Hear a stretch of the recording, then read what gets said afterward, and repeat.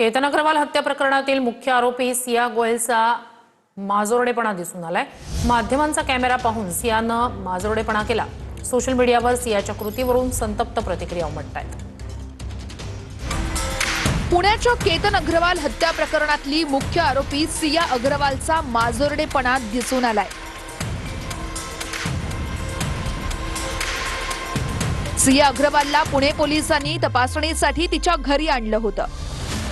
सियाच्या घरात काही पुरावे मिळतात का यासाठी पोलिसांचा हा तपास होता। तपासानंतर सियाच्या घरातून तिला बाहेर आणताना तिचा माजोरडेपणा दिसून आला। यावेळेस माध्यमांचा कॅमेरा पाहून मुद्दाम सियानं मधलं बोट दाखवलं। सोशल मीडियावर सियाच्या या कृतीवरून संतप्त प्रतिक्रिया उमटत आहे। सियानं त्या जागेची ओळखही पटवलेली आहे जिथे केतन अग्रवालची हत्या करण्यात आली। हत्या प्रकरणात डिजिटल पुराव्यांची तपासणी पुणे पोलीस करत आहेत। पोलिसांना सिया आणि तिचा बॉयफ्रेंड चेतन चौधरीची पॉलिग्राफी टेस्टही करायची आहे। तिने जे काही हात वगैरे दाखवलेत ना ते ती तिची नशा बोलतीये। तिला ते भानच नाहीये की तिने कोणता मोठा गुन्हा केलेला आहे। ती जे बोलतीये ते नशेमध्ये बोलती। तिला वाटतं आपल्याकडे पैसा आहे, आपण वकिलाला पैसा दिला की बाहेर येऊ, एवढं सोपं नाहीये। म्हणजे 15व्या वर्षापासून तिच्या सगळ्या ऍक्टिव्हिटी भयानक घाणेरड्या होत्या। आजही कोरेगाव पार्क मधल्या प्रत्येक पब मध्ये तिची कुठं ना कुठं फुटेज मिळालेलं आहे। दारू पिताना तिला पोलिसाला दारू मागते ती, मला झोप येत नाहीये, मला बियर आणून द्या कुठनं तरी, मी तुम्हाला पैसे देते, एवढी हिम्मत। आरोपींच्या जबाबात असणारी विसंगती दूर करण्यासाठी पोलिसांनी पावलं उचलली आहेत। सिया आणि चेतन चौधरीची पॉलिग्राफ चाचणी करण्यासाठी पोलीस न्यायालयात गेले।